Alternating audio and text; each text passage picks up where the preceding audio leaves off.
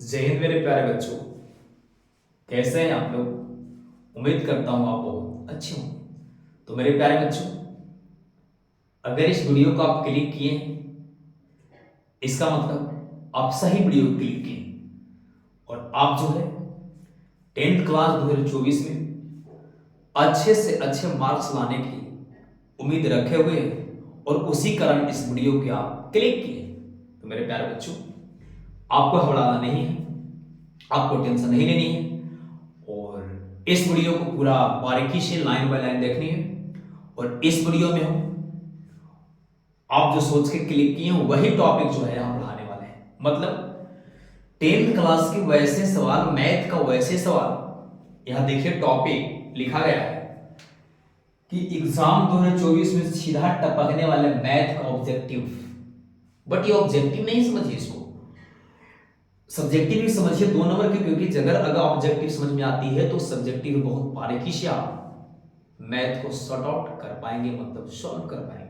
तो बच्चों स्टार्ट करते हैं। हम वैसे सवाल धुरंधर धुरंधर सवाल से जो सीधा एग्जाम में छपेगा। तो सबसे पहले हम समझते हैं विवेचक क्या होती है। विवेचक क्या हो सर? द्विघात समीकरण में कुछ सवाल आएंगे और ऐसे आपको लिखा जाएगा 2x² प्लस 4x प्लस 5। बच्चों ये इंक से नहीं बुझा रही होगी क्योंकि शायद इंक नहीं ध्यान पाया, फिर थोड़ा सा देखिए क्यों मैथ बनाते हैं। यहाँ क्या लिखे sir? 2x² plus 4x plus 5। और ऐसे लिखा हुआ हो, अगर आपसे पूछे कि इसका विवेचक ज्ञात करें, विभिक्तर ज्ञात करें, तो कुछ दिक्कत नहीं। आपको पता है एक्स स्क्वायर के आगे वाले डिजिट को a बोलते हैं, तो आप यहां से लिख पाएंगे a बराबर 2, b बराबर 4 और c बराबर 5।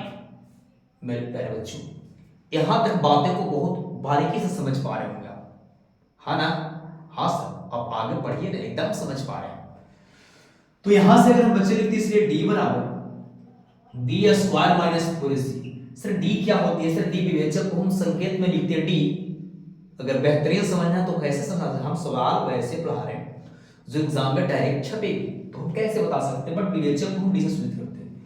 b के मान कितना सर? 4 है, तो 4 का स्क्वायर करेंगे माइनस, तो माइनस 4 गुने a के मान यहां देखिए 2 है और c के मान बच्चों 5। 4 को 16 माइनस 4 दुनिया 8, 8 5 40। जब इसमें से घटाएंगे तो देखिए 40 में से 16 मत घटाए, 40 में से सीधे 20 घटाए, दिमाग से खेलिए। 40 में से 20 घटाएंगे तो 20 बचता, 4 ज्यादा घटा दिया ना, 24 बचेगा। ये आपका आंसर आएगा। बच्चों उम्मीद करता हूं यहां तक समझ में आ रहा है। एक सवाल और देखते हैं। अगर रहे 5x² माइनस 8x प्लस 7, चाहे यहां पर मान लें 2 है, और बोला जाए कि विवेचक ज्ञात करें, विभिक्तर ज्ञात करें, तो आप इसको लिखिए कि a बराबर कितना सर? x² के आगे वाला डिजिट को a बोलेंगे तो a का मान 5 है, b के मान कितना है सर? -8 है, और c के मान कितना सर? 2 है। इसीलिए d बराबर मतलब विवेचक बराबर b² minus 4c। Sir b के मान कितना है सर? b के मान -8 है, देखिए -8 का स्क्वायर माइनस 4, और a की जगह यहाँ पर होगा 5 है और c की जगह पर 2। 8 64 ऐसा माइनस का कहां चल गया? माइनस माइनस प्लस हो गया, माइनस 5 को 20 और 20 दूनी 40। 60 में से 64 में से 40 गया तो कितना बचेगा बच्चों? 24। ऐसा है, बार बार आंसर बार 24 से काटा जाएगा ना, अलग भी आ सकता है। तो यहां से समझने की विवेचन निकालना बहुत आसान है। सर एक सवाल और देखते हैं आपकी डिमांड पर कि अगर रहे x² प्लस 2x प्लस 3 रहे, तो यहां पर देख पा रहे बच्चों a के मान है x अथी a के मान 1 है। सर a के मान 1 कहां से आया? आपको पिछली वीडियो में बताया गया था, x² का जो आगे डिजिट लगी होती है उसको हम 1 बोलते हैं बच्चों। a के मान 1, b के मान -2 और c के मान बच्चों 3। तो यहां से निकालेंगे हम, इसलिए d बराबर b² माइनस 4ac। b के मान कितना है सर? b के मान देखिए -2 है, तो यहां -2 का स्क्वायर करेंगे, माइनस का माइनस, 4 का 4, a का मान कितना सर? 1 है, c का मान कितना सर? यहां देखिए 3 है, तो यहां 3 करेंगे। उम्मीद करता हूं यहां तक बातें बहुत बारीकी से समझ पा रहे होंगे ना। आगे चलिए, यहां से देखिए 2 का स्क्वायर करो तो 4, माइनस का माइनस, 4 में 1 से तो 1 और 1 में 4 12। तो यहां से घटा पा रहे हैं बच्चों, -8 जो है आपका प्यारा सा आंसर आ रहा है। तो बच्चों उम्मीद करता हूं यहां तक समझ पाए होंगे। इस वीडियो को स्क्रीनशॉट लीजिए, हम इसको मिटाने का काम करते हैं।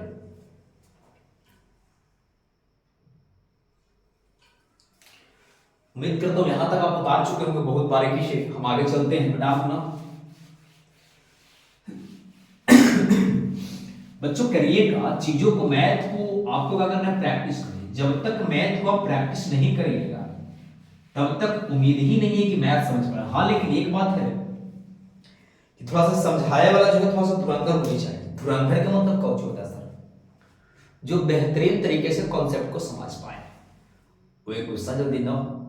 अगर सवाल हम आपको समझा रहे हैं आपको नहीं समझ में आ रहा है तो ये आपको नहीं गलती है, ये हमारी गलती है कि हम कैसे समझा रहे हैं कि थोड़ा समझ में ना आ रहा है। ठीक है ना, वही से कर।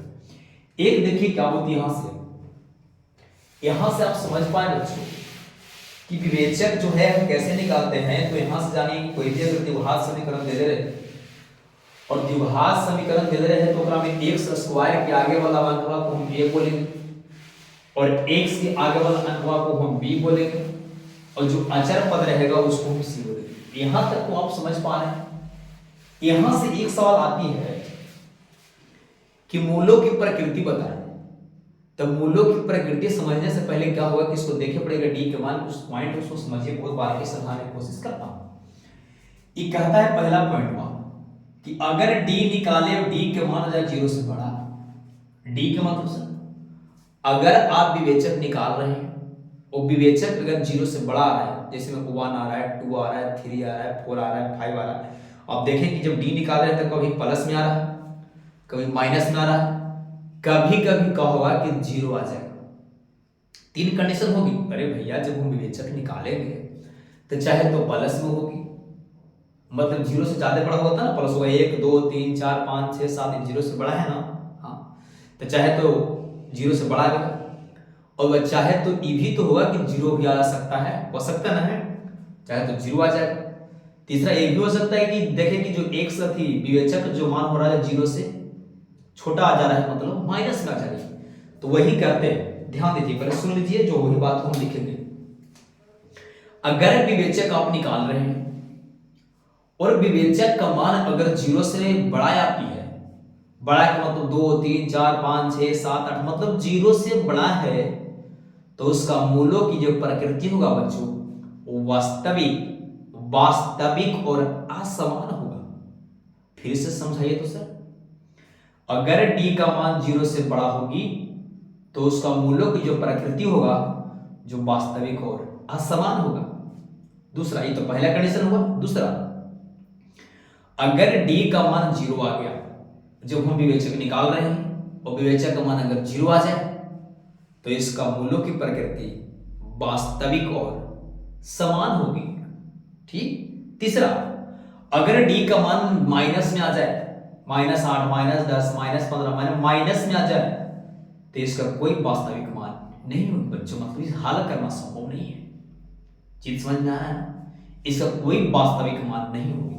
ठीक है ना, वही चीजों को हम लिख रहे हैं। देखिए अगर d जो है 0 से बड़ा है तो इसको मूलों की जो प्रकृति हुआ है जो वास्तविक और क्या होगा, वास्तविक और असमान होगा, वास्तविक और असमान होगा। ठीक है। दूसरा बात, अगर d के मान जो है 0 से बराबर है तो इसके मूलों की जो प्रकृति होगा बच्चों वास्तविक और कुछ ही होगा, समान होगा। ठीक है। तीसरा पॉइंट, अगर d जो है छोटा आ जाए 0 से तो इसका कोई वास्तविक मान नहीं होगा, कोई इसका वास्तविक मान नहीं होगा। ठीक है ना, ये नहीं होगा। मेरे प्यारे बच्चों, उम्मीद करता हूं बात को समझ पा रहे हो, क्योंकि आप एग्जाम देने वाले हैं, अगर ये नहीं समझ पा रहे हैं, 15 दिन के बाद एग्जाम है, 20 दिन के बाद, तो समझ पा रहे होंगे। तो इसीलिए कहता हूं कि यहां से क्या करते हैं, यहां से एक सवाल आती है, डायरेक्ट आएगा कि मूलों की प्रकृति बताइए। तो क्या करता है, उसको d निकालते हैं और अगर d आ जाता है प्लस में तो लिखते हैं उसको मूल्यों की प्रकृति वास्तविक और असमान होगी। अगर हम d निकालें और d के मान अगर 0 आ जाए तो देखिए मूल्यों की प्रकृति समान होगा अगर डी का मान निकाले और डी का मान अगर माइनस में आ जाए तो इसके लिखेंगे इसका कोई वास्तविक मान नहीं होगा। बच्चों इस सवाल कैसे रहती है आपको लग रहा होगा माइंड में कि सर सवाल देगा कैसे, इसको हम बनाएंगे कैसे, लग रहा है ना, हाँ लग रहा है। तो चलिए इसको शुरू करते हैं, हम सवाल की कैसा देगा इसको बना पाएंगे कैसे। अगर बच्चों दे दिया जाए 2x² माइनस 4x प्लस 1 और कहें कि मूलों की क्या बताइए, प्रकृति बताइए, तो बच्चों बड़ा प्यार से इसको हम बनाएंगे कि सॉल्यूशन। यहां देख पा रहे हैं कि a का मान कितना है सर 2, b का मान कितना है -4 और c का मान है 1। इसीलिए हम क्या निकालेंगे d बराबर फॉर्मूला होता है b² माइनस 4ac। मेरे प्यारे बच्चों यहां तक बातें जो है आप समझ पा रहे होंगे, मैं उम्मीद करता हूं। b के मान कितना है सर, b के मान तो -4 है, तो हम लिखेंगे -4 का स्क्वायर माइनस 4, a के मान है बच्चों 2 और c के मान होगा, जब 4 का स्क्वायर कर पा रहे होंगे तो 16 में 16 आ रहा होगा, 4 दूनी 8 और 8 में 1 से, अरे भैया 4 दूनी 8 और 8 में 1 से गुना करके 16 में से जब 8 घटाएंगे तो यानी 8 घटाएंगे तो 8 बचेगी। आप देखिए ये जो 8 आया ये 0 है, तो बोलेंगे नहीं सर, तो ये 0 से बड़ा है, बोलेंगे हाँ सर। ये माइनस में है कि नहीं, तो नहीं, ये 0 से क्या है बड़ा है, तो पता है क्या लिखेंगे, इसको लिखेंगे हम यहाँ ऊपर लिख रहे, कोई प्रॉब्लम यहाँ लिख रहे, लेकिन चूंकि d जो है बड़ा है 0 से, दिख रहा है ना, d जो है तो देखिए लिख देते हैं, लेकिन चूंकि d जो है बड़ा है 0 से, इसीलिए मूलों का प्रकृति वास्तविक और कौन सी होगा, असमान होगा। ऐसा परीक्षा में तो ऐसे ही लिखे पड़ेगा बहुआ, ऐसे ही लिखिएगा। इसके बाद किसी का बात भी नंबरवा काट देगा, काला काट देगा ऐसा। अगर ये 8 जो लाए, ये अगर 0 आया तब ये 0 आया तब क्या करते, तो लिखते चूंकि d बराबर 0, तो देखिए जब d बराबर 0 आ जाएगा तो लिखेंगे मूलों का प्रकृति वास्तविक और समान होगा। ऐसा अगर ये रहता 16 माइनस में, मतलब ये घट गया, हम माइनस में आ तो होता, तो लिखते कि चूंकि d का जो मान है 0 से छोटा है, इसलिए मूलों का प्रकृति वास्तविक हो, इसका मूलों की प्रकृति वास्तविक नहीं हो। उम्मीद करता हूं यहां तक बातें समझ पा रहे हैं। तो अगर आपकी इजाजत है देख मेथड देते हैं, अगर आप समझ पा रहे होंगे, उम्मीद करता हूं समझ पा रहे होंगे, क्योंकि बच्चों अब डिटेल पूरा एक एक मैथ को सॉल्व करने की समय नहीं रहा, तो हम सोच रहे हैं कि आधा से ज्यादा धीरे धीरे कर करके आपको क्या करें, पूरा रिवाइज करा दें। उम्मीद करता हूं यहां तक समझ पाए बातों को। ऐसा अगर d के मान अगर माइनस हो जाएगा तो कौन सी लिखेंगे, तो लिखेंगे चूंकि d बराबर 0, चूंकि d का मान जो है 0 से छोटा है, इसलिए इसका मूलों की प्रकृति वास्तविक नहीं होगी। ऐसे d का मान अगर आता 0 था, तो चूंकि d का मान जो है 0 के ऊपर 0 है, चूंकि d बराबर 0 है, इसलिए इसका मूलों की प्रकृति जो है वास्तविक और समान होगी। मेरे प्यारे बच्चों यहां तक आप समझ पा रहे होंगे। एक सवाल बड़ा विवेक पूछता है, ऐसे कैसे कि 2x² माइनस 4x प्लस 1 का मूल जो है समान है, मूल क्या है बच्चों, समान है। सॉरी गलत लिख दिया, यहां पर के रहेगा, कुछ अंक छोड़ देता हूं। 2x² माइनस x प्लस 1 का मूल को जो है समान है, तो k का मान बताइए, कौन सी का मान बताइए, वो k के मान बताइए। पूछेगा कि 2x² माइनस x प्लस 1 के मूल जो है, मूलों का प्रकृति वास्तविक और समान है, तो k का मान ज्ञात करें। तो क्या लिखिएगा, आप लिखिएगा इसे, पहले सॉल्यूशन लिखिएगा, तो लिखिएगा कि चूंकि a का मान कितना सर 2 है, b के मान माइनस के है और c का मान 1 है, तो लिखेंगे चूंकि मूलों चाहे हम ऐसे भी लिख सकते हैं, चूंकि मूल समान है, ऐसे लिख दीजिए, चूंकि मूल समान है, इसीलिए d का मान कितना होगा 0 होगा। ऐसा ऐसे कैसे लिख दे रहे हैं आप, नहीं समझ में आ रहा है, यहां पढ़े आराम से समझिए। जब सवाल पहले ही बोल दिया कि मूल एक समान है, तो जब मूल एक समान है एक मतलब यही ना होगा कि डी का मान 0 होगा, तो ही लिख रहे हैं कि चूंकि मूल समान है इसलिए डी बराबर कौन सा होगा 0 होगा। आराम से कर देंगे, एक मान आ जाएगा। तो डी बराबर फॉर्मूला क्या लिखते हैं sir, B square minus 4ac और जी बराबर तो बराबर 0 तो 0। डी का मान कितना है देखिए के स्क्वायर, यहां लिखेंगे माइनस के स्क्वायर, माइनस तो माइनस 4 तो 4, ए का मान कितना सर 2 और सी का मान कितना सर 1, बराबर तो बराबर 0 तो 0। के का स्क्वायर कीजिएगा तो के स्क्वायर, माइनस तो माइनस 4 दूनी 8, 8 को 1 से करेंगे तो 8 बराबर 0। यहां इम्प्लाइड देते रहे क्योंकि बीच में बराबर दिया गया है बच्चों। के स्क्वायर तो के स्क्वायर ये माइनस में है तो ऊपर जाएगा तो प्लस में होगी, और जो स्क्वायर घटेगी बच्चों तो रूट में जाएगा, और जो 8 का वर्गमूल बनाइएगा तो 2 रूट 2 प्लस माइनस, यही जो है आपका के का मान। उम्मीद इस सवाल जो है बड़ा बदमाश सवाल है, बार बार सवाल पूछता, ठीक है ना। एक सवाल और देखते हैं इसी प्रकार की, अगर दे देता कि एक्स स्क्वायर माइनस के एक्स प्लस 2 का मूल जो है वास्तविक और समान है, मूल जो है वास्तविक और समान है तो के का मान निकालिए। क्या दिक्कत है, कोई दिक्कत ना था। ए बराबर 1 कहीं कि एक्स का क्वेश्चन है, बी बराबर माइनस के और सी बराबर 2। ऐसे ही बार बार हम माइनस से देगा, प्लस नहीं हो सकता होगा, प्लस तो करके बनाओ ना, टेंशन कुछ नहीं, प्लस कर दे कोई दिक्कत, प्लस भी रह सकता है। तो लिखेंगे चूंकि मूल समान है, वो बोल दिया है कि मूल समान है, लिखेंगे कि मूल को चाहिए समान है, तो जब इसका मूल समान है इसलिए डी का मान होगा बच्चों का 0। जेकर मूल समान है उसको डी कितना होगा 0 ना होगा, तो डी के मान होता है formula B square minus 4ac, तो 4ac बराबर तो बराबर 0। बी के मान है रखिए के स्क्वायर माइनस 4 गुने ए के मान 1 और सी के मान 2, 0 तो 0, के स्क्वायर तो के स्क्वायर 4 दूनी की 8 बराबर 0। ऐसा ये माइनस में तो जाएगा प्लस में, स्क्वायर लगल है, स्क्वायर हटेगी तो रूट में आएगा, और 8 के जब वर्गमूल बनावेंगे तो 2 रूट 2 प्लस माइनस। ऐसा अब जब तब बना रहे हैं तो 2 रूट 2 यार, बार बार 2 रूट 2 यार नहीं बाबू।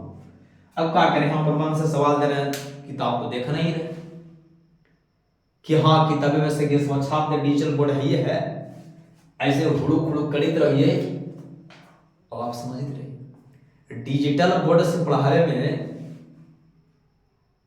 एकदम आसान हो गया है। जॉन सर को जो सबसे अच्छे पढ़ाते हैं उस सर को बढ़िया से परिभाषा याद न है, वो सर पढ़ा देते हैं बहुत अच्छा से। क्या लग रहा है, हाँ बहुत अच्छा से पढ़ा देंगे। हमने तो यार छोटा मोटा टीचर है ना, समझाओ नहीं आ रहा है चीज़ों को, समझाएगा कैसे। आप समझ रहे हैं बात को, कहाँ से बात कर रहे हैं, आप समझ रहे, आप समझदार इतना, तो उम्मीद करता हूं यहां तक समझ पाए चीजों को। त्रिकोणमिति को सवाल आता है, दे दे रहेगा ऐसे कि sine 60 degree plus cot 60 degree का मान क्या होगा। तो साइन 60 डिग्री का मान याद है तो हम याद रहेगा, तो मान लीजिए पूछ दी कि साइन 60 डिग्री प्लस cos 60 का मान क्या होगा। तो बच्चों साइन 60 का मान कुछ होता है √3/2, cot 60 तो जो tan 30 को होता है, जो cot 60 का tan 30 को होता है 1/√3, इसका मतलब cot 60 का कितना होगा 1/√3। भी जो 2√3 की एलसीएम तो 2√3 इसमें से डिवाइड कर देगी, और √3 में √3 से गुना तो खाली 3 प्लस तो प्लस इसमें से 2 तो 3 और 2 5/2√3। इसको हम परिमेयकरण भी कर सकते हैं, ये आपका आंसर आ रहा। कहने का मतलब सो हम अगले क्लास में लेंगे, उस क्लास में पूरा जो हम रिवीजन कराने की कोशिश करेंगे। बट यहां तक आप समझ चुके होंगे कि अगर हमको मूल निकालना रहेगा तो हम कैसे निकालेंगे, अगर मूल समान रहेगा तो उसको हम कैसे बना पाएंगे, और अगर कोई त्रिकोणमिति का मान, अगर आपसे मान पूछे त्रिकोणमिति के तो देखिए त्रिकोणमिति को तो रिवाइज करा देना, थोड़ा सा ध्यान दीजिए। अच्छा एपी रिवाइज करा दें, ध्यान दीजिए। एपी के मतलब होता है अरिथमेटिक प्रोग्रेशन। उतना टाइम नहीं है कि एपी का फुल फॉर्म क्या होता है। एपी आप समझिए, अगर कोई से पद रहे 2 दे रहे 4 दे रहे 6 रहे 8 रहे 10 रहे, ऐसे डॉट डॉट डाइजेस, तो जो पहले का पद है बच्चों उसको हम ए बोलते हैं। एक को ची बोलते हैं, एक बोलते हैं प्रथम पद, ठीक। और एकरा में से जो एकरा घटा के लिखते हैं उसको बोलते हैं डी, यानी सारवंतर। यानी डी को हम बोलते हैं कुछ सारवंतर, समझ रहे हैं ना। और जो सबसे मान लीजिए जो सबसे लास्ट पद है उसको हम बोलते हैं कुछ Tn, तो Tn बराबर Tn बोलते हैं कौन पद वाक्य हो, अंतिम पद हो। n क्या होता है सर, n होता है पदों की संख्या, n क्या होती है पदों की संख्या। Tn बराबर फॉर्मूला होता है a plus n minus one गुणे डी। ए होता है फॉर्मूला Sn बराबर n बटा 2 into 2a plus n minus one गुणे डी। मेरे प्यारे बच्चों, यहां तक ये सब फॉर्मूला जो आपको याद होनी चाहिए दिमाग में। n क्या है, Tn क्या है, तो सर ये पहले का पद वो कहीं बोलेंगे, जो पहले का लिखा ये होगा। सार्वंतर किस निकलता है सर, दूसरे का में सर पहले का घटा देंगे सार्वंतर निकलेगी। और डी का थी अंतिम पद कुछ होगा, अंतिम मतलब लास्ट पद। और ये Tn कुछ है सर, Tn अंतिम पद निकालने की फॉर्मूला है। ऐसे सब पदों को जुड़े वाला फॉर्मूला है। समझ पा रहे चीजों को। सवाल कैसे देगा, ऐसे देगा कि 8 10 12 डैश डैश डैश का सार्वंतर ज्ञात करें। तो आराम से लिखिए सार्वंतर डी बराबर मैंने इसमें से घटा के तो 10 माइनस 8 बराबर 2, आंसर हो गया। अगर ऐसे रहता था सर 10 12 14 डैश डैश डैश का 20वां पद बताइए, कितना पद बताइए, 20वां पद। इसका एक लॉलीपॉप कंसेप्ट बताते हैं, ध्यान दीजिए कि अगर आपको 10वां पद निकालना है, कितना पद 10वां, तो एक फार्मूला होगा a प्लस 9d। अगर निकालना है हमको 15वां पद, कितना पद 15वां पद, तो a प्लस के गुणी 14 गुणी। अगर निकालना है 7वां पद तो a प्लस 6 गुणी। अगर निकालना है 19वां पद तो a प्लस 18 गुणी। अगर निकालना है 10वां पद तो a प्लस 9 गुणी। मेरे प्यारे बच्चों, यहां से हम समझाना ये चाह रहे हैं कि जेमा पद आपको निकाले कहेगा, ओकरा में a तो जोड़ले करिएगा, लेकिन ओकरा से एक कम करके d में गुना करके जोड़िएगा। देखिए अगर हमारा 10वां पद निकालना है तो a तो है ये, तो a प्लस 9 गुणी एकरा से कम करके d। अगर 15वां है तो a प्लस 14 गुणी। अगर 7वां है तो a प्लस 6 गुणी। अगर 19वां है तो a प्लस 18 गुणी। अगर 10वां है तो a प्लस 9 गुणी। मेरे प्यारे बच्चों, ऐसे ही डायग्राम पूछता है कि a प्लस यानी 20वां पद बताइए, कितना पद बताइए, 20वां पद। तो जब 20वां पद निकाले जाते हैं तो आपको पता है कि a का मान कितना है, 10 है, तो लिखते a बराबर 10। d के मान कितना है, 10 हो गया, 12 का कितना हो गया 2। हमको निकालना है क्या, 20वां। तो 20वां के लिए हम a प्लस के को d लिखते, 19 को d लिखते। अरे यहाँ देखो बोर्ड पे ऊपर, अगर हमको 20वां पद निकाला करता तो a प्लस के को d लिखते, 19 से d। a का मान कितना है 10, यहाँ लिखते 10, 19 का 19, d का मान कितना है 2, फिर 10 का 10 रहता, 19 दूनी 38, 38 और 10 जो है 48। यही आपका प्यारा सा आंसर हुआ। मेरे प्यारे बच्चों, उम्मीद करता हूं यहां तक चीजों को समझ पा रहे होंगे। और वीडियो बहुत लॉन्ग हो जाएगी, इसके लिए वीडियो को यहीं तक हम स्टॉप करते हैं। आप जो है ज्यादा से ज्यादा घर पर पढ़ें, क्योंकि दुनिया जो है कितना रात जग के तू मेहनत किया ये कोई याद नहीं रखता। सब जो है सफलता देखती है। अगर आप सफल ना हुए तो कोई जो है आपको कदर करने वाले नहीं है। तो मेरे प्यारे बच्चों, जगकर पढ़िए। कोई व्यक्ति सोने से महान नहीं हुआ है, कोई आदमी ज्यादा खाए से बलवान नहीं हुआ है। कम खाइए, कम सोइए, क्योंकि जिंदगी सोने के लिए नहीं बना है। अगर सोने के लिए बनते तो बच्चों आपकी मनुष्य घर में जिंदगी नहीं मिलती। आराम से आप जानवर होते, आराम से खाते, आराम से सोते, कोई टेंशन नहीं। बट ये चीज को अगर समझ में आ रहा है तो इसके लिए हम 2 सवाल करके कमेंट करनी है कि अगर हमको निकालना रहे 25वां पद तो कौन फॉर्मूला होगा, a प्लस के गुणी लगेगा। अगर निकालना है 30वां पद तो a प्लस के डी लगेगा। ये दोनों को कमेंट में करना है। 25वां पद तो a प्लस के डी, और 35वां पद निकालना है, 30वां पद निकालना है तो a प्लस के डी। एक करने ही अगले वीडियो में हम क्या करेंगे और पूरा रिवाइज कराएंगे। आज थोड़ा सा कुछ कम कर पाए, फिर भी वीडियो को पूरा देख लीजिएगा। ये वीडियो बहुत काम करेगा। यहाँ से विवेचक निकालने के लिए आता है 2 नंबर पे, और उसका मूल समान है तो के का मान निकालने के लिए आता है। और एक दिन हम आएंगे और त्रिकोणमिति और TNSN और कुछ लेंगे। उसके बाद हम एक दिन वृत्त क्षेत्रमिति वाला चैप्टर लेंगे और वैसे सवाल को लेंगे जो बच्चों बहुत बढ़ने के काम करें। तो इतना वीडियो देखने के लिए बहुत बहुत धन्यवाद, क्योंकि वीडियो बहुत लॉन्ग हो जाएगी। आप हंसते रहिए, मुस्कुराते रहिए और मन लगा के पढ़ते रहिए। कमेंट जरूर करें, लाइक करें, और जो आपके अच्छे दोस्त हैं उनके पास वीडियो को शेयर करें। थैंक यू बच्चों।